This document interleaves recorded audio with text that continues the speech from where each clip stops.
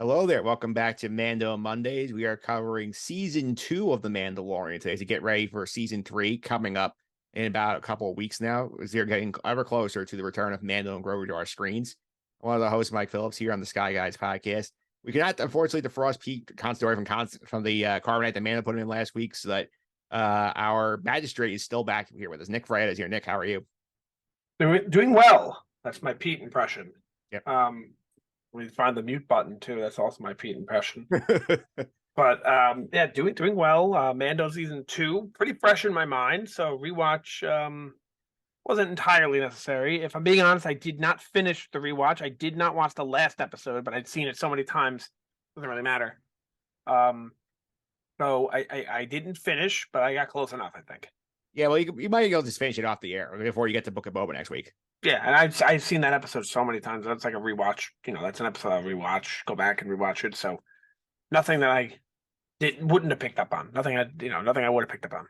Absolutely here. So let's go ahead here. As we do at the top of the podcast, give you our plug information, what's going on here. So since Pete's not here, I'll tell you, if you want to follow the Sky Guys podcast, you can do that on your favorite podcast platform: Apple Podcasts, Google Play, TuneIn, Stitcher, Spotify, Amazon, all the usual suspects. Simply search the Sky Guys there. You'll find all our podcasts. If you are here from the Just End the Suffering podcast, first of all, welcome. And we are not getting Mando Mondays in your feed or the Bad Batch coverage. So if you want to get that stuff in your feed, subscribe. Yeah, I mean, since you're not getting this in your feed, you're not getting that stuff. It's all the more reason to hit that subscribe button. And while you're at it, make your way over to the Instagram and follow us there at Sky Guys Podcast. Yep, you can follow it on Twitter as well at Sky Guys Podcast here. You can also check out the YouTube version, Mike Phillips on YouTube, video version of the podcast available on YouTube here. And since she showed up in season number 2, we'll bring Ahsoka out. All right. You have Grogu there. I feel like you got a lot of guys right there. Yeah, I got Grogu's over here, Ahsoka, Mando. I got Obi-Wan and Vader over here. So I got a lot of people over here. Is Giancarlo Esposito there? I do not have the Moff Gideon brickhead. They don't have the Moff Gideon brickhead yet. All right, maybe in season 3.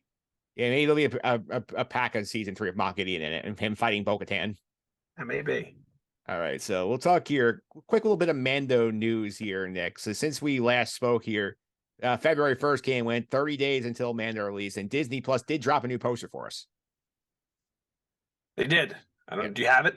I do have it right here. I'm going to pop it on the screen. People want to see it. This is the new poster. It's Mando wielding the Darksaber and his blaster with Grogu in his new ship they got in Book of Boba Fett. So, oh yeah, and he looks very excited, Grogu. Huh?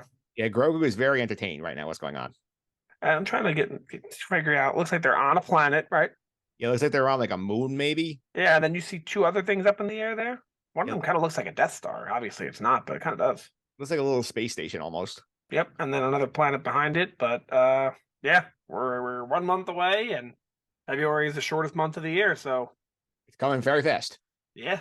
Yeah, and they're also on the same day. You can go on the Mandalorian or Star Wars Twitter accounts here. They did put out like a little 2.5-minute featurette, like they talk about the phenomenon of Mandalorian, put a little bit of new footage in it. So like that's also on there if you want to watch that. Yeah, let's get season 3 here. Could not be sooner. This is like prime time Disney Plus, prime time Sky Guys. This is it. I mean, you look at season 1, we didn't know what to expect, but pretty much after the first episode, we knew what to expect the rest of the season. It was going to be the babysitting and the find his home. Season 2, we knew what we were expecting. So we got to find our people and find the Jedi. I have no clue what season 3 is going to be about. I mean, I know a little things just from the trailer, but let's see. Oh, I know season 3 so far. We'll talk about that in like 2 weeks. We're going to do because next week we're going to talk about season 2.5 Mandalorian. So we'll get to that next week. But that's right. Good season. Yeah, it was good. That was a good season. The rest, if you only take the 2.5 parts, which are the parts we're going to cover, it was fantastic.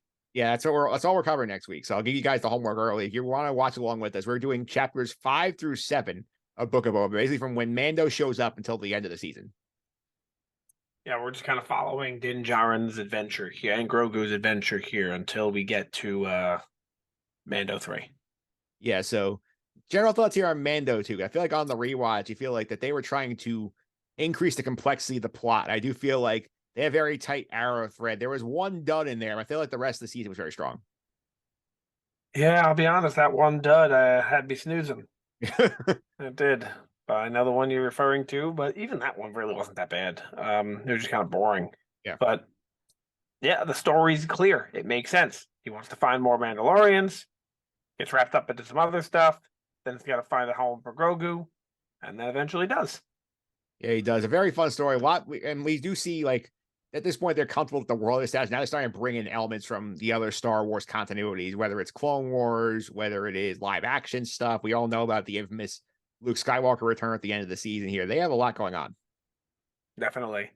This is the kind of show, this is the kind of season that makes you, I've said this on this podcast before, it makes you go back and it makes you say, if you haven't, that is, I want to watch that. I want to understand that.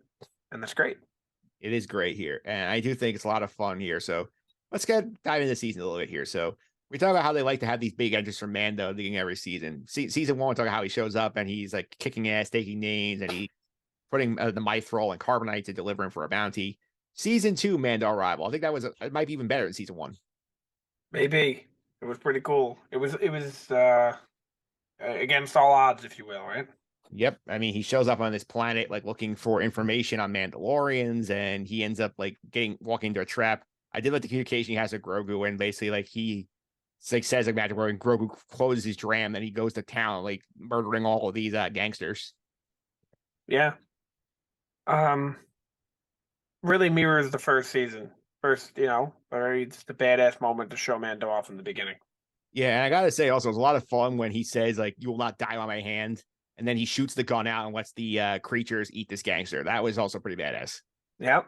Yep. That's exactly what it is. A badass moment, the beginning of the season to introduce your character. Yep. And we do find out that this season, because this season, there's spoiler, there's the rest of Mando's tribe is not there. So no armor, no pads, no other Mandalorians. Mando's out in search of the Mandalorians for help here. So he gets sent to Tatooine. We meet our friend Cobb Vanth, and we find out he's that he is gotten Boba Fett's armor off a group of Jawas. Yep. And Mando basically says to him, "Give it back," and he's like, "No." And then he's like, "All right, I'll tell you, make you a deal. You help me with this, I'll give you your armor." And that's pretty much the episode, and there's some exciting battles in there. But Cobb Vanth is a character we then see again, which we'll get to next week. But and apparently we're going to see again. I don't know why that was necessary, but good episode. Yeah, a couple things I want to point out here. I did like that we went back again. We rehashed that the Mando can talk to the sand people thing. I did like that we had that like continuity thread from season one continue. Yeah, that was good. That was good, and you get to see them work together. Yeah, the Sometimes I just wish they had a little training montage and then taught them how to defend themselves and then left. That would have been a good fifth time in Star Wars they've done that. Well, I mean, Boba Fett does that himself in an episode we're not watching next week. Yeah, the only difference is Mando's here, I guess, with them. So he didn't leave. Yeah, he didn't leave, and I did forget that we got the confirmation in episode one that Boba Fett is alive. I for some reason I had in my memory that he just shows up on the tragedy on Oxix and helps him like find on Tython, helps him find Grogu. But we see here he's been following his armor all along. He sees that Mando has it. Yeah, I remember that. It was very cool to see Boba again. I remember being like, "Wow, Boba Fett, huh?" And then took a while for him to show up again, but yeah, Boba Fett at the end of the episode. Yeah, good good teasing of the thread here. Yeah, and that pretty much confirms that does confirm that the person who walked up to Fennec in episode 5 of season 1 was indeed him. Yep. A little continuity error there with the outfit he was wearing at the time, but no big deal. I don't think Book of Boba Fett was an idea when they shot that season 1 episode either. Yeah, I don't think so. Who knows? I mean, we have no idea. I really would love to know what's going on in that planning room. Like when they made Mando season 1, what was the original plan? We'll never know, but we could take our stab at it. But like, I wonder. Like, imagine it was just let's see how the season goes and go from there. Or imagine it's we have three. This is going to be a 4-season show. We have this other show called Boba Fett. We have another show for this. Like, who knows? You know? Yeah, I feel like that none of those ideas really came until after season 1 was a mega hit. Probably, but we will never know unless we're sitting at that table. Yeah, one other thing I will point out here, I did enjoy the Cobb Vanth flashback that we got of him, like basically like them seeing the Death Star blow up, their village being invaded by pirates, and him getting like being picked up by the Jawas, getting the armor and going back and just kicking everybody's ass and getting them out of the town. Am I the only one who really? I said this on our episode that came out on Thursday for Bad Batch season 2, episode 6, they're really teasing us with Hondo. Yeah. Pirates here, pirates there, smugglers here, smugglers there, bringing in characters that were involved with Hondo. Just give us Hondo. Yeah. We know what's happening. They wouldn't throw him in Galaxy's Edge if they plan to never use him again. Where is Hondo? I still think it's Bad Batch. I think we're going to see him. If I had to put my money on it, I'm saying Bad Batch too. We haven't seen him in live. I guess do you count Galaxy's Edge as live action? I don't really know. I mean, that's halfway. It's animatronic. Yeah, but I guess it's just throw him in there because it's so much easier to do. Like what you did with Cad Bane, you just you know how to animate him. It's really easy. Done. Yeah. I'll put that for sure here. I'll say we'll kind of speed through 2 because 2 is, I think, the one episode of this show you can kind of skip. If you were in a hurry, I don't think you really gain anything out of that episode. Is very important, apart from the fact that the ship gets really damaged. Which one is this? Frog Ladies episode. Oh, that's the name of it? I don't even know. Passenger. I just call it Frog Ladies episode. Passenger episode, chapter 10. And I just call it Frog Lady episode. The only thing I take away from that episode is really that the ship gets damaged, and the one thing I'll point out here is that Grogu's choices in that episode directly impact the entire course of the season. Yeah, he's hungry, huh? Yeah, because think about this. He's hungry. He's eating the Frog Lady's eggs. He gets yelled at for it by Mando. And then when Frog Lady is like in the sauna, he basically eats a spider, leads to a massive situation where the spider damages the ship. The ship has to get like brought back to Navarro. The tracker gets planted on Navarro by an Imperial like synthesizer, and then he gets himself captured because he was too hungry. I literally the entire storyline comes because Mando doesn't feed Grogu enough. Simple as that. But that's definitely a skippable one. You know what I didn't remember, and it blew my mind here? When that episode ends, I thought that episode ended. That when before I went and rewatched it, I thought the episode ended with Frog Lady being reunited with her husband. It doesn't. It ends up just flipping. It carries over into the next episode for like 5 minutes, and then Frog Lady shows up again. Yeah. They love. I couldn't believe. I thought that was like the end of the episode. It's like, all right, it's your husband. Can you help me? And then credits play. And then the next episode is, yeah, I can help you. But no, it was like an episode and a half of Frog Lady. Yeah, Frog Lady also has a babysitting Grogu at one point because when Mando has to go out and help Bo-Katan with her quest to steal the Empire's weapons, like, and then he sees. Oh, yeah, not to mention when he meets Bo-Katan for the first time, where is he? They're fishermen, but fishermen are very similar to what? Pirates. Waiting for Hondo again. Yeah, we got a bunch of Mon Calamari on that planet where Admiral Akbar's people. Yeah, and they're wearing like realistic sweaters. Yeah, they went to the Star Wars equivalent of like the Nordic fishing village. It kind of reminded me of New Asgard. Yeah, a little bit. Anyway, you do see here, I did think it was also fun with that sequence. We'll sort of wrap up Frog Lady here, is that when she reunites her husband, at one point, Mando just drops Grogu off the base with them, and Grogu sees one of their kids being born. He's just like mesmerized by it, and he wants Mando to pick up a frog and take it as a pet. He's funny. Maybe he just wanted to eat it. Yeah, I did think it was fun. I did think that was funny though. But we do see he's trying to find Mandalorians, and he does meet Bo-Katan on this planet because he gets himself in a trap, and then Bo-Katan and her crew end up saving him, and then she basically gives him a bunch of info dump on Mandalorians because he's shocked that they take their helmets off. Yeah, he kind of learns that not everyone follows the ancient religion like that, and there's a ton of different types here. You're a child of the Watch. We're just the Mandalorians, and I guess a lot of that changed with Maul, right? Yeah. So, I mean, if you look at it like that, Mando's kind of the bad guy, right? A little bit. In that, if it was him as an adult during the Clone Wars, he would have been teaming up with like Gar Saxon and them. Yeah. But they take their helmets off too, right? Yeah, I think this is like.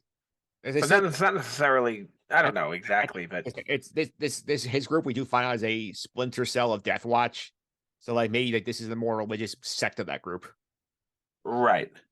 Yeah, because I think once they get betrayed by Maul, then maybe they sort of go back to the way of the Mandalore. Yeah, that would make sense. Yeah. So anyway, we do see this going on. The raid on the ship is also fun, and a fun cameo I have to mention here later on here is no character actor Titus Welliver is the Imperial Admiral leading this ship. Ah. So if you're a Lost guy, he's the man in black on Lost. He's also in Bosch. He's in that show. Don't forget, this episode had Sasha Banks. Yep. She comes back again though in the finale, so that was a big deal. Yeah. Seeing a pro wrestler back on the Star Wars scene. Yeah, a former WWE superstar. Now, not really sure where she wrestles now. Not with WWE anymore. Yeah, not really sure about that one. That's more your territory than mine. I believe she's in Japan now, but she had apparently a very like, what's the word I'm looking for? Not smooth transition out of WWE. I think she just kind of left one day. Yeah. Imagine you just get up and leave. Yep. No 2-week notice. Nope. That's wild. Yeah. I also want to point out here, we'll sort of lead the Bo-Katan stuff because Bo-Katan gives him the history lesson of like the dark saber she's looking for and like how she had it and lost it. And she invites him to work with them again to reclaim Mando after his quest is done. So we also mentioned here that there's also a little bit, at least early after the season, a lot of New Republic presence here because we do see like a couple of the pilots showing up again, including this guy Carson Tebow, who's become a recurring character on the show. It's sort of like, hey, they're doing patrols because there's stuff going on in the Outer Rim they're worried about. Yeah. What exactly is that they're worried about? As I said, that there's like activity going on that they're not happy with. And then at one point they recruit Cara Dune to like work with them, and she becomes a marshal for the Republic. And this is sort of where the whole remember Reigns of the New Republic was supposed to be a thing before. Yeah, I'm assuming that's what this was all going to be about, and then they kind of had to can it all. Yeah, because from what I gather with that situation is that this was going to be Gina Carano, Cara Dune spinoff show, and she was going to be the main character. Maybe this guy was going to be in it, and a couple other people were going to be in it, and then all of a sudden, like they got rid of her. And you look at the trailer for season 3, I think some of that stuff got folded back into Mandalorian. Maybe because it's very obvious they had to rewrite Mandalorian after season 3 after this season. Yeah, because we all know how this season ends and how Boba Fett kind of goes the other way with it. So yeah. So I did point that as interesting that's going on here because they are also like we see the Republic pilots like are chasing Mando because he was on the prison ship in season 1, and then they let him go because he gave them 3 high value targets that don't help him like fix his ship. I think that was a fun balance of action for the New Republic guys. Absolutely. Yeah. That's going on here. And we do see episode 4, I think a little underrated, which is when his one trip to Navarro when he greet Karga, the Mythrol, and Cara Dune. It's basically get rid of the one Imperial base on the planet here. One thing, 2 things here I'll point out this year. Number one, this is where we start getting the rumors about the cloning of Grogu's blood. So that comes from this episode. Where does that come up in this episode? When they're in the base, they see the clone silhouettes in the lab, and then they play the message from Dr. Pershing. Yeah, that's right. He basically says that we need more blood from the child to continue the experiments. Yeah, my takeaway from this episode is Grogu's hunger again. The cookies. Yeah, that was fun. I'll get to that later because Grogu also gets dropped off at school. They're having creative ways to keep him out of harm's way early on. Yep, he says it's cool. He's definitely not paying attention at all. He's just sitting there looking for food. Yeah, and he finds food. He finds some cookies. Now, I want to point out one thing in this episode that I think is probably the biggest continuity error in the history of this show. At one point, after they set the charges to blow up the base, Mando says, "I'll go." Tells Cara Dune, "Go out there and take care and get out of here. I'll be right back." I don't know how long. Did you tie how long this is from when he's gone in the episode? No. I swear this is about 5 minutes. So I know he has a jetpack, but in this span, he's managed to not only get back to town, pick up Grogu, pick up his ship, and then get back in time to blow up the TIE fighters that are chasing the crew back in the stolen Imperial craft. That makes no sense. Let me ask you a question, Mike. Does that bother you? Yes. So then, because you said yes, I am going to advise you to never watch Game of Thrones. Because season 7 of Game of Thrones, that happens about 4 times an episode. Yeah. That's just lazy writing, in my opinion. I agree, because season 7 of Game of Thrones was very lazy writing.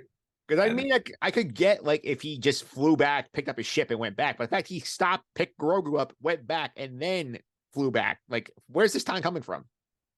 Got a faster jetpack than we think. Yeah, and they were going well outside. They were out to the lava fields. I remember in season 1, it took them a day to go from the lava fields to back into town. Yeah, you're basically describing what Game of Thrones is. You have walking across the country takes seasons, maybe 2 seasons, 3 seasons. And in season 7, it takes 10 minutes. It's like 24th the LA traffic. Yeah, that's right. Yeah, there's never traffic in LA on 24. Yeah. All right.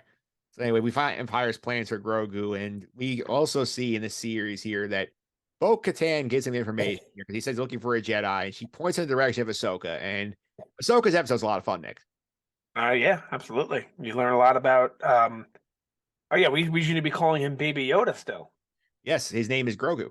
Yeah, we find out in that episode his name is Grogu, and I did think it was fun when Grogu first hears Mando say his name, he gets so excited. yeah, yeah, he kind of just pops his head up like that. And I remember the most memorable line of this episode, I think by far, is how Ahsoka says she won't train him, and he says why, and then she's like, he has strong feelings for you, and she basically says, I've seen what Strut's feelings can do to a fully trained Jedi Knight, even the best of us. She's clearly talking about Anakin, and that's really sad. It is really sad. And I did love the sequence here where, like this mission where like she and Mando like first fight, then they get along, then they have this meeting the minds about Grogu, and then the sequence where they invade the town where the magistrate is holed up and just torturing the citizens. This was a lot of fun where like it's sort of like a samurai duel where like you have Ahsoka and Morgan Elsbeth are like the primaries, and then Michael Bihn's character and Mando the seconds. I'm sorry, repeat that? You ever seen like the concept of like a duel, like this duel, like like where you have like your duel and your second is like the second in command behind you, and they sort of sit out until your duel plays out. Yes, I think that I could be mistaken, but I think that comes from ancient Japanese culture. Yes, that's that idea. They do play that well in this episode because Ahsoka and Morgan Elsbeth are the main ones, and Mando and Michael Biehn are the second. So they both, and at one point they're both outside the main gate. It's like, we'll see who wins. Will your guy, will your person win or my person win? And then eventually they start fighting each other, huh? Yeah, that was a fun episode. I did like the fighting there. Well, don't forget the big line, Mike. Yep. That Ahsoka says, "Go ahead." Yeah. You can take it. Yeah, she says the all important line to get people to start watching Star Wars Rebels. Where is Grand Admiral Thrawn? Which you would think has to be the one of the plot lines in her show, along with finding Ezra. Yeah, because that's something we'll mention here is people who have not watched Star Wars Rebels yet. This is sort of where her plot line leaves off in Rebels, and that she and Sabine were going to be together in that show, are going off to look for Ezra Bridger, who last we've seen. I'm going to throw up here a little bit of a spoiler warning for season 4 of Rebels if you have not gotten that far yet.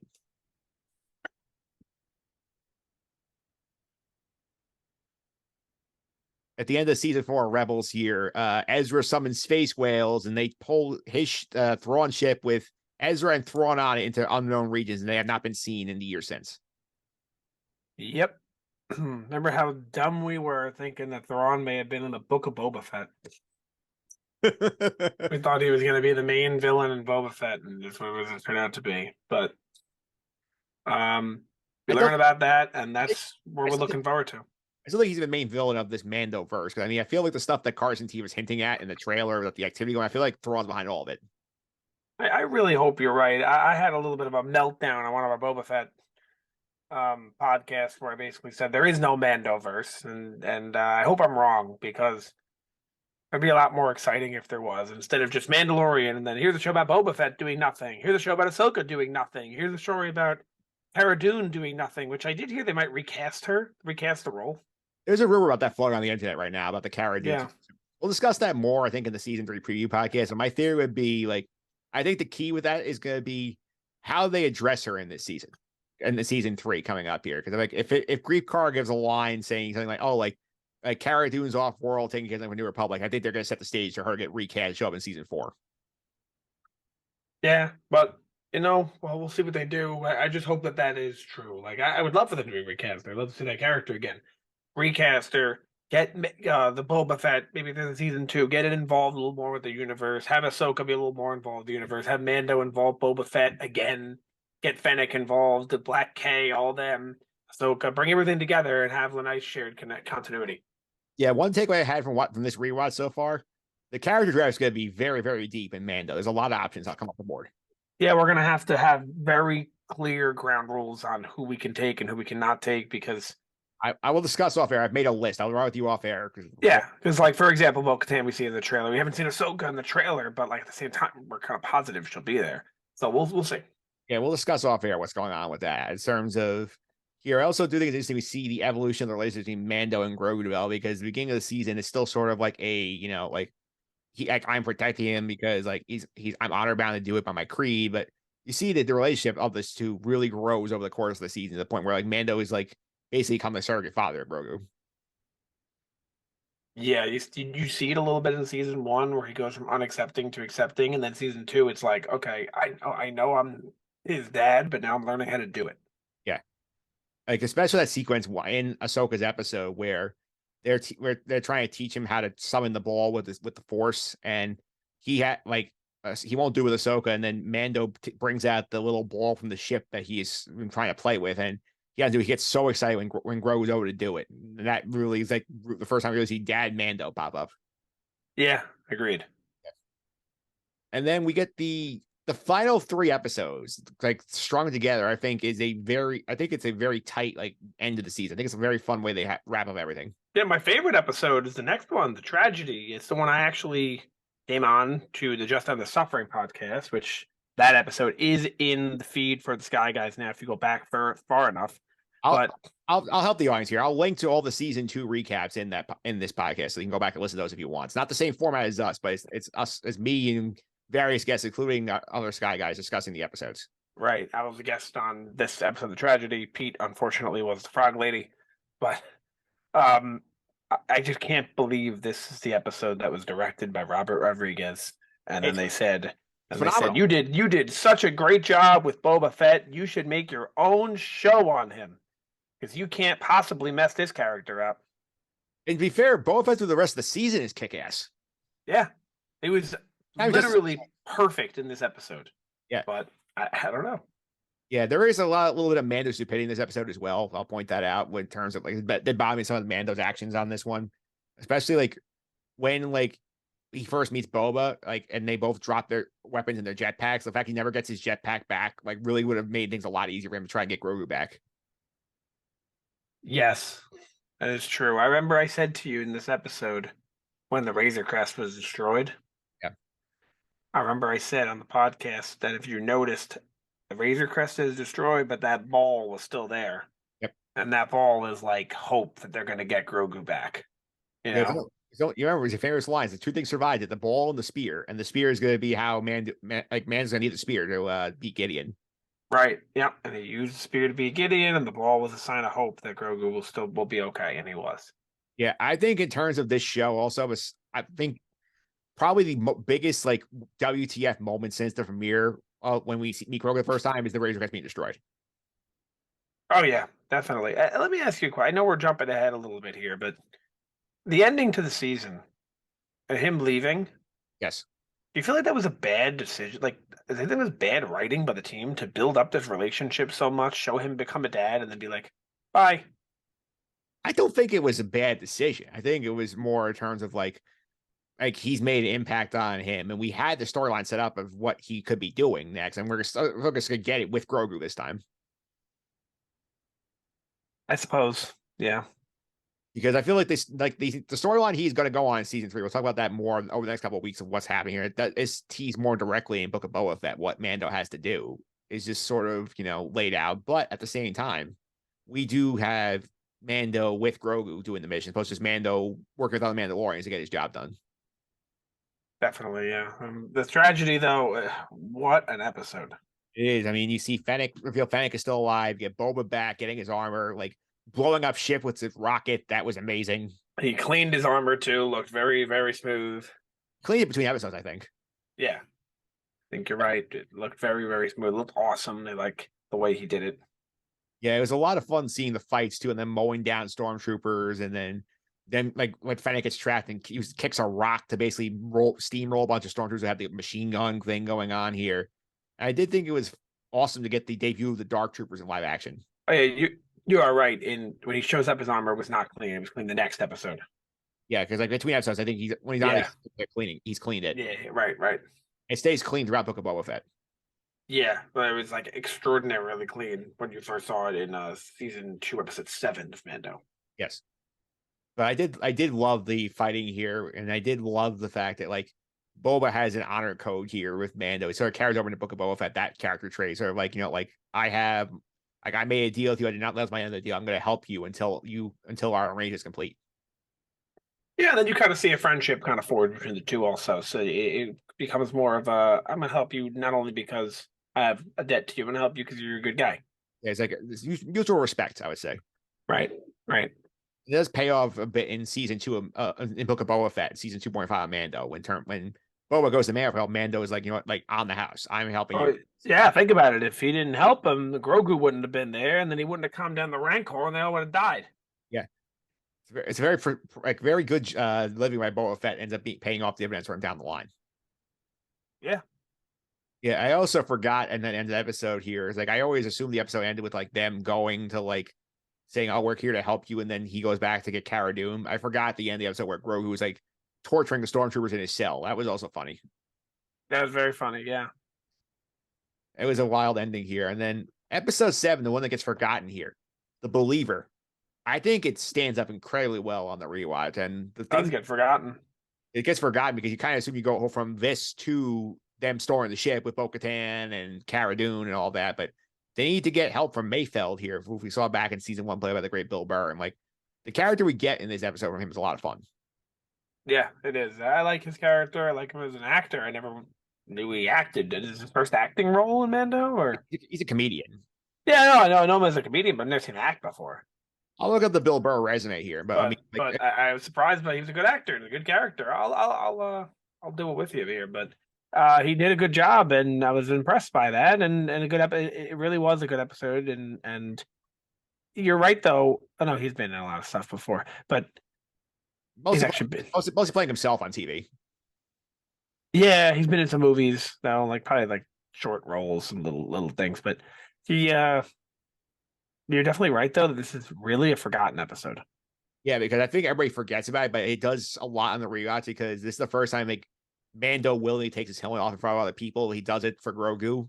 And then we get this great confrontation here where he inspires like Mayfeld to be a better man, and Mayfeld covers for him when he's like sort of like completely gotten like stage fright in front of the admiral there, or the commanding officer. And then he has this redemption moment because they find out that this is the commanding officer who basically wiped out Mayfeld's planet, and he kills him and then gets off an incredible shot that basically blew up an Imperial base. Yep. That was pretty cool, huh? Yeah. I also love the conversation that he and Mando were having in the transport on the way over too. That was also very deep stuff. Isn't this the episode where we get the seismic charge? Yes, or Boba Fett like detonates the seismic charge. I think it's a fantastic episode. So it really sets you up for the finale well, and this is always a top episode. This penultimate. What do they call it? Penultimate. Yeah, that's the term. That's right. It's a tough episode because you need to get people excited for the finale, but at the same time, usually you don't set up the finale in this episode because you set it up and then resolve the problem real quick. It's not really good. So usually what they did, the tragedy sets it up. This is the episode where you gotta keep people interested without solving the problem, and then go solve the problem. And they did a perfect job at doing that. You keep people interested without solving the problem. And this is a great choice to have Bill Burr's Mayfeld be in this episode because like he really is sort of like the main character of this episode. I mean, Mando's there, but I feel like this is the Bill Burr episode, and like he does a good job getting you to like sympathize with his character. And like let's see in season 1, he's basically a scumbag who's like just leading a prison break, but he realizes there's a deeper layer to his character. He sort of has like turned over a new leaf by the end of the episode. Right. And then like he gets left behind. I feel like he's one. I definitely feel we're gonna see him again. Yeah, he seems like someone we would definitely see again. He's a good actor. He's a funny guy, first of all. So like I would imagine they want to bring him back. But also the character is a good guy. Yep. And helped out a lot. And he's like the only one who returned, I guess, from that episode, right? The prison break episode. The prison break episode is the only one to have returned, right? Yeah, because the other two we assume are just rotting in prison. He's the one they bust him out to help him with his mission, then they just let him go, and the other prison he died in the explosion. Yeah. So I hope we see him back in season 3. Yeah, let's go to the finale for a bit. A couple of things I want to mention that I feel like can get forgotten very easily here. The conversation between Boba Fett and Bo-Katan is very fun. Oh yeah. Yeah. This is one I forgot about is that like they clearly do not like each other. And then like Bo-Katan calls him out for being an imposter here. And Boba knows that like she's the one who like effed up Mandalore. Well, can you blame anyone for what happened to Mandalore when Maul just came in and took names? Now, I think he's talking about what happened. I think stuff we have not seen really, which is like leading up to the Empire wiping out the planet. After the Maul stuff, you're saying? Yes. I guess we'll have to see then. Maybe one day we'll get a flashback to it. I mean, we get flashback to the event in the Book of Boba Fett, to the actual like Empire like purging the planet. And Yeah, well, maybe some flashbacks to why they don't like each other. I guess yeah, that would certainly be a good conflict to resolve. And then we get like the raid on the ship is cool, and I do love how smart Moff Gideon is in this episode, where he like knows that Bo-Katan's coming after him for the saber, and he puts himself in a place where he doesn't have to deal with Bo-Katan, he deals with Mando instead, and create more conflict. Yeah, absolutely. And I think if Mando's not at the spear, he wins that fight easily. Yeah, 1,000%. I mean, but I noticed that Giddy. Remember how in Mando season 2.5 he kind of struggles to use a dark saber because it's too heavy. Yeah, I just watched the episode today, actually. You don't get that from Moff Gideon. Yeah, I think Moff Gideon's had that thing for years. It's fine-tuned how Yeah, to I guess he just learned how to use it. But I thought the whole reasoning was that it comes down to your worthiness. Well, he also he did claim the thing apparently from Bo-Katan, so. Yeah, anyway, I really want to see a lot of that stuff. Hopefully we get to. You know, I mean, he is going to be in season 3. Maybe we get a flashback to that. Yeah, it would be nice. Yeah, that sequence is fun. The drama of the Darksaber is an underrated part of this episode because Mando basically promises Bo-Katan like, "Hey, you help me get the kid. You can do take whatever you want. The Darksaber, the ship, like whatever you want's all yours. I want the kid." And then he ends up getting the Darksaber because he beats Gideon in battle. Yep, it looks like Bo-Katan can never get the Darksaber for herself. She's always got to have someone give it to her. Yeah, and this is a fun point because when Moff Gideon explains the backstory of the Darksaber, because Mando tried to hand her, she's resistant, and then he explains the backstory. Mando goes with the whole "I yield" and just gives her the sword, tries to give her the sword, and she cannot do that because another spoiler from Rebels here. That's how she got it the last time, and things did not go very well. Things did not go well at all. We don't know exactly what happened, but things didn't go well. That much we know. Yeah, because so a little bit of the backstory of the Darksaber here, the people who are not initiated here, is that this shows up in Clone Wars with Pre Vizsla, who is Paz Vizsla is like one of his aunts, like I'm gonna say his grandfather most likely. Yeah. Yeah, so he has it. I don't even know if they're like directly related, but let's just say grandfather. Let's just say grandfather. It makes sense because Pat. Yeah. It's like about like a 50-year-old man. So assuming he has a son, then Paz is the kid. Yeah, it makes the most sense. Let's just do that. Yeah, so he has it. Maul returns from the dead and goes to Mandalore, forms alliance, and then backstabs Pre Vizsla and kills him, takes the Darksaber. He has it for about what, like 14 years? Yeah. He gets the Rebels crew runs into him, then he escapes, leaves it there. Sabine claims it. Sabine ends up having the saber for about a year, and then she gives it to Bo-Katan. Yep. That's pretty much it. We don't know how she lost it to Gideon. That's the only missing piece we have. That we don't know. I'm assuming he beat her in battle, though. Yeah. And then this sets up potential conflict for season 3 with that one. But the moment here that still gives you goosebumps when you see it. And if you watch the video that they put out, the featurette that put on Twitter, 2.5-minute featurette, they actually had people reacting to Luke Skywalker showing up live, like when they first saw it. That was incredible. Yes, that really was. Yeah. And the fact they kept that a secret is incredible. Yeah, I really wish they would do other things like that, but it's so hard. It's so hard with the social media nowadays and whatnot. It's really hard to. I wish they can keep more secrets like this, but they've done it twice. To be fair, they did it with him. Who else? Grogu. It was Grogu. That's right. Yeah, they kind of did it with Boba. No, they didn't do it with Boba. I mean, season 1 they did it with Boba. They had announced that Morris was playing him in season 2, right? Yeah, they said the 10 Mars were coming back, but that was only for season 2. So for season 1, they kept it under wraps. But that could have not. That might not even have been Terry Morrison. No, that was probably some guy on set. Random guy on set walking. Yeah. They're not going to call Morrison all the way over to walk. Can you walk from here to that pole for 3 seconds? Without showing your face. Without showing your face, and we'll pay you handsomely. I don't think that happened. Yeah, I think the fact they had this reveal, like kept it secret, was very cool, and gives you the like you said, the best Luke Skywalker moment we've had in a long time. Yeah, this and a lot of people agree with this. Actually, I didn't know this until I saw this on I believe I saw it on Reddit, but one of the top Luke Skywalker moments post Return of the Jedi, that is, like in that continuity, is I don't know if you played Battlefront, Mike, did you? I never finished it. The Star Wars Battlefront 2 Much more like campaign. transaction game. Yeah, but that was for the multiplayer. I'm talking about for the Single player. For the single player. There was a story mode in the game, and it takes place. I don't know the exact year it takes place, but it takes place. I want to guess. Is he right around the Battle of Jakku? I think it's after that. Let me take a quick look. I know that game you play the Battle of Jakku. You play the Battle of Jakku, but then there's a DLC that takes place much later. I think it takes place around the Battle of Jakku, so about a year after Return of the Jedi, and then the DLC takes place like a couple of years right before The Force Awakens. So it really jumps forward. And it was a free DLC, you didn't buy it or anything like that. It's just a continuation to the story. But I highly recommend the game. It's canon, obviously, because it came out after 2014. It's a canon game, and it gives you a lot of insight as to what happened in between the Endor battle and the Jakku battle, especially with like the Emperor and his continuity plans and whatnot, and it kind of makes sense. So did they reference Operation Cinder in the game? Because that was a big thing they referenced in the show in here, episode 7. Yeah, they did. Yeah, because that was another fun name drop they had. There was Operation Cinder, I believe. If I'm correct, I'm wrong. This is sort of like the Emperor's like FU plan to be, if he ever lost. So basically, like no, that's exactly what I'm talking about. That's his continuity plan. It's Operation Cinder, and he has like in the game. It looks kind of silly, but he has. Have you ever seen Futurama, Mike? Yeah, I have.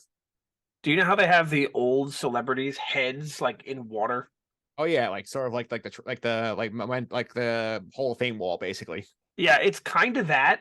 It looks a little bit different, but it's the Emperor's face, kind of in one of those, and he puts it on a body, and that's how he kind of lives after death. Yeah. For the content, it's kind of silly, but it kind of reminds me actually exactly of Futurama. Yeah, I only remember that one. I remember I was reading on the Wookiee one day. I went down the rabbit hole. Apparently, like one of the planets, like he tried to like have Naboo destroyed after he died. Yeah, you actually go to Naboo in the game, and it's really cool to run around. And you run around in Theed, which is the city in Naboo, like that takes place in the Phantom Menace. And you're running in the streets, and you go into the big castle. It's actually a lot of fun. Yeah, so I add to the video game list. I believe you're Leia in that scene. You change characters throughout the game. It's a lot of fun. Yeah, I think Leia. I remember Leia is a part of that story where like she has to like help like prevent the planet from being destroyed. Yeah, I believe you're Leia leading an army. I guess you're still the rebels at that point. You might be the New Republic. I'm not sure. But I think at that point it was like disputed where like the Empire not giving up yet. Yes, I think you're technically the New Republic, but the Empire is still fighting and saying we don't give up yet. But you're running around with Leia and the New Republic around Theed is a lot of fun. Yeah, so we'll talk about maybe that's a future podcast. I'll figure that out, like the stories that we need to remember from Battlefront 2. So that's a future podcast idea. But I did think, Nick, tell me if you have this issue here. I completely forgot about the post credit scene after the end of the episode. Oh, I did not. I thought it was awesome. I was excited to see that. I'm like, oh my god, what is this? I remember there was a lot of confusion on the internet. Yeah, because what did that mean? There was, because it was completely unannounced. I remember like when the episode first aired, I was sitting there watching like credits rolling, not getting the watch next screen, like something's coming, and then all of a sudden you get like this badass Boba Fett moment where he shows up. He like Fennec it's sort of actually a funny parallel for his own show where Fennec he murders the entire core and Boba makes the one kill and takes the throne. Yeah, he takes the throne and then it pops up the book of Boba Fett, and everyone's like, "Well, what is that?"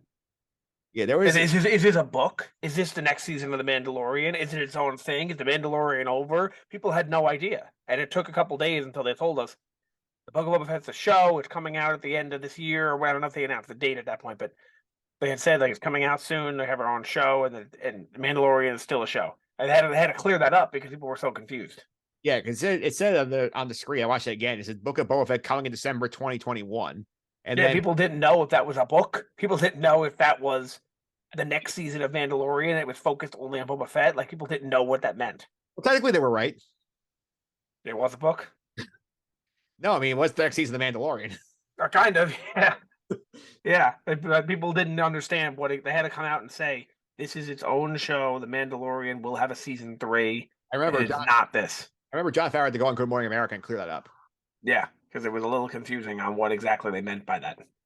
Yeah, it was here. That's really the season 2 with the nuts and bolts here. As I did last year, go over some of the notable cameos here. So it's not the trick hacker here. The gambler beginning of chapter 9 is voiced by John Leguizamo. Did you catch that? I don't know who that is. Yeah, he's one of the Did you watch the show that Ben Meltzer was on Netflix? I don't think so. Bloodline. No, but I think now I know who this guy is. Yeah, he's one of the characters on Bloodline.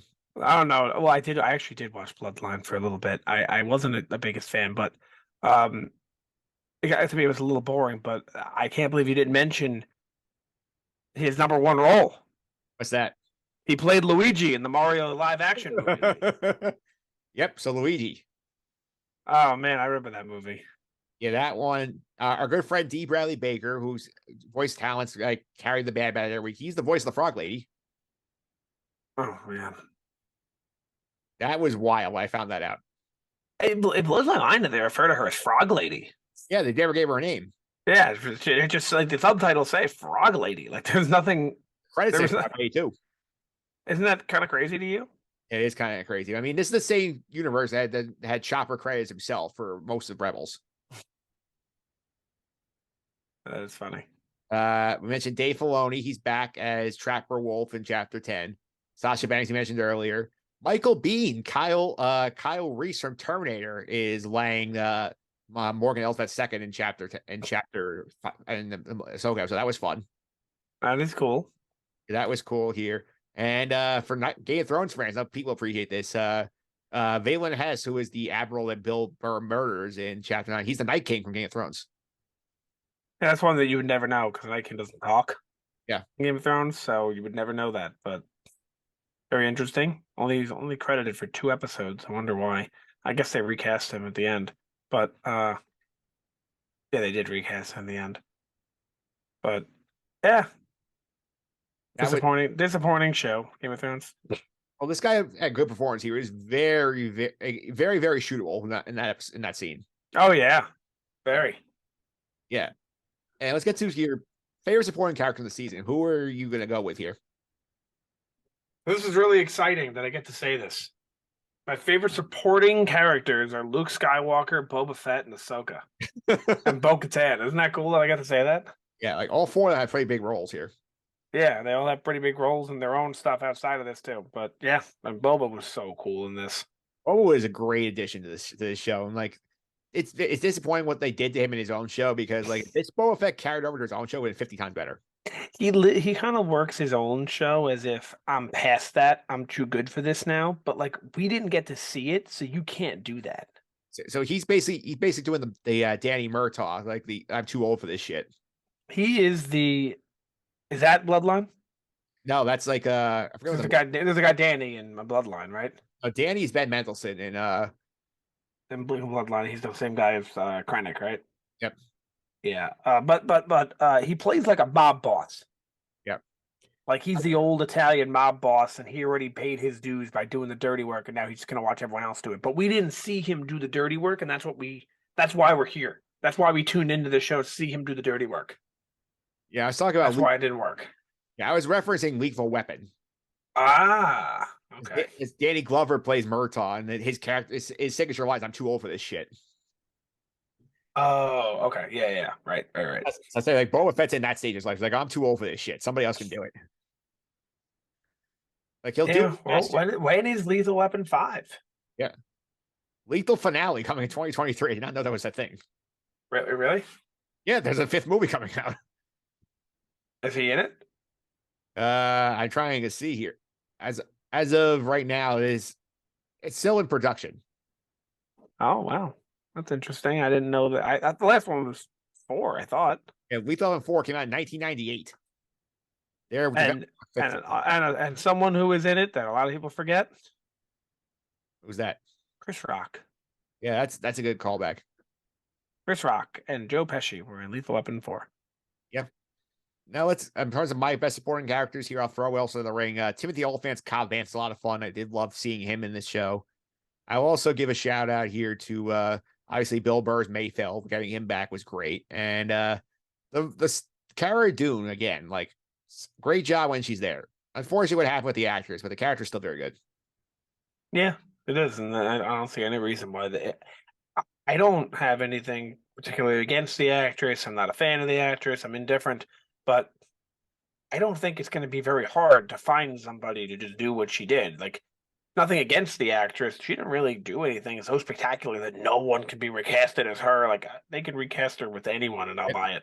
This is not recasting Carrie Fisher as Leia. This is like this is recasting Rhodey after Iron Man 1. No one really cares. this is replacing Terrence Howard with Don Cheadle. Yeah, not a big deal. Yeah, I'm sure they'll find like somebody like in that archetype who could play that role for season 4. I mean, guess. It'd be nice. It'd be nice. Maybe a surprise when they throw her in season 3 and didn't tell anyone. It'd be great. That would make her eligible for the character draft. Somebody wants to take that risk. How do you think he feels, Terrence Howard? I think he feels. I think he's got enough of an ego. He feels okay with it. Yeah, he definitely has enough in his life. But do you think he thinks to himself like, could have made a lot of money? Yeah, I feel like he's also an actor who's like not going to want to say like, oh, I'm stuck in this role for like 25 years, and he wants to do a bunch of different things. Is that why he left? I think it was over money, though. I feel like because I think it was over money as well. Because at that point, yeah, we want to sign you on for 2 or 3 more movies. I don't think they know. They knew. Oh yeah, we're gonna have you be this character in about 90 things. Yeah, because I remember at this point, I think like they made the first movie, and he basically says that like Terrence Howard is claiming that like he left like that he was dealing with like a pay cut. That's why he wanted to leave. Yeah, well, I think that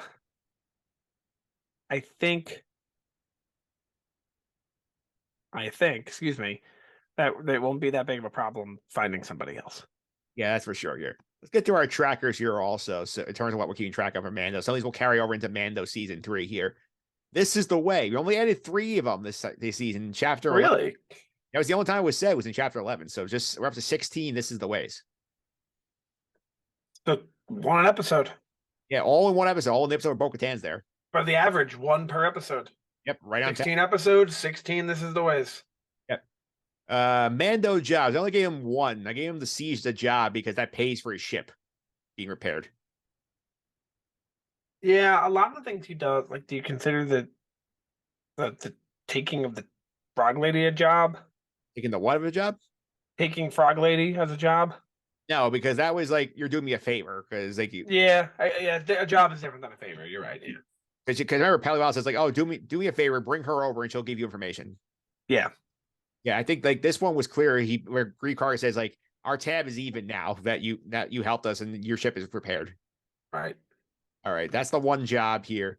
Planet tracker, we're up to 11. We added the planet Gorka restaurant at the beginning here. Maldo Creesh, Trask, Corvus, Tython, Carthon, and Morak. So a bunch of new planets. Yeah, I see. I'm happy either way in Star Wars. I'm happy if you return me to old planets. Tatooine's a little much, but bring me to Tatooine, bring me to Coruscant, bring me to Naboo. I'm thrilled. I'm excited, but I'm also happy when you add more planets because it makes the universe seem even bigger, the galaxy even bigger. So either way, I'm happy. And in this case, we're 11 planets and 16 episodes. And a lot of these, if I'm not mistaken, a lot of these planets in this show, in Kenobi, in Andor, in Bad Batch, like everything, we don't see them again. Like they show up they show up and they're gone. Like Clone Wars too, like Rebels, like all these planets just show up and they're gone. And I kind of like that. The only recurring planet is really Tatooine and Coruscant, I feel like, in my opinion. For the most part, yeah. Like you have some planets that pop up every now and then, but the ones that show up frequently are those two, yeah. The one I'm disappointed we've not gone back to live action. I'd love to go back to Naboo after the war, see what life's like over there. I would like to have seen Naboo during the Age of the Empire too. See, I guess you see it very little bit with Padme's funeral, but yeah, that's not really the Age of the Empire. It kind of is. Technically it is, but it's not really the Age of the Empire. Yeah. This one exploded this tracker, by the way. This one, I feel like they watched season 1, said this is a big hit. Let's do this more. Grogu eating. We added him eating the frog legs, lays eggs in chapter 10, the baby spider in chapter 10, a squid in chapter 11, soup in chapter 12, and the space Oreos in chapter 12. So 5 different instances of Grogu eating food.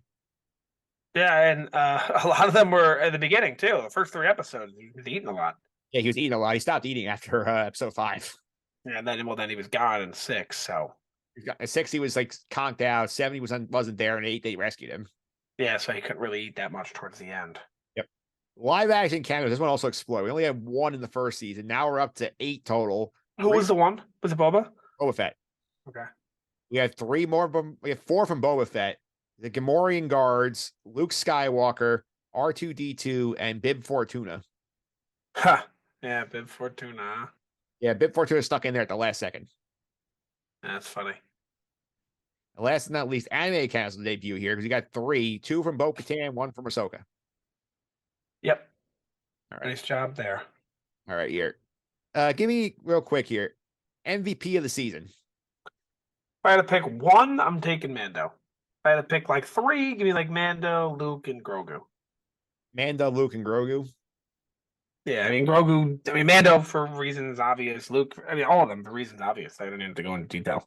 Yeah, I'll throw Mando. I'll throw Boba Fett in there as well. I feel like he had a very strong season when he was there. Oh yeah. Yeah, I'm trying to think of who else would qualify on the MVP board. But I think that's really it. LVP. You got my name is Pete on this LVP tracker here. Yeah, I actually erased Pete's here. So LVPs for you. Pelimado, number 1. I despise this character so much. I actually, be honest though, this was when I minded her the least. Yeah, she wasn't what she did here. She wasn't that bad here, but I hate her as a character, so she's here. And other than that, sort of like us with Karn. You're Pelimado. Yeah. Other than her, I don't really know. Maybe the fishermen, like they were. I can't believe they did that kind of thing, but not. Yeah, the fishermen were kind of dumb. But there's not really anyone that I really dislike. I mean, maybe that Imperial Guard that Mayfield kills. Mayfeld, he's kind of an ass, but that's about it. I think Grogu has to get one first, indirectly eating his own capture by eating too many things in chapter 10. Yeah, I guess it all domino effect from Grogu eating, huh? Yeah, but I think that goes on Mando for not feeding him. He's a child. You can't blame him. You got to blame the parent. Yeah, I did. To be fair, that was also pretty wild here. I'm going to give also the New Republic an LVP because I don't know what the hell they're doing out there. They're not really very effective at their jobs. I feel like they're just trying to find a way to make the First Order come into the show, and that's their whole point. And one more I will add in here in terms of situations here that I feel like also qualifies for the LVP section. The Empire are a bunch of fucking idiots. As always. Yeah. I mean, they had some moments. They were not very smart. Yeah, they never are. The dumbest moment of my life was when Obi-Wan Kenobi walked around that base, but like it was Austin Powers.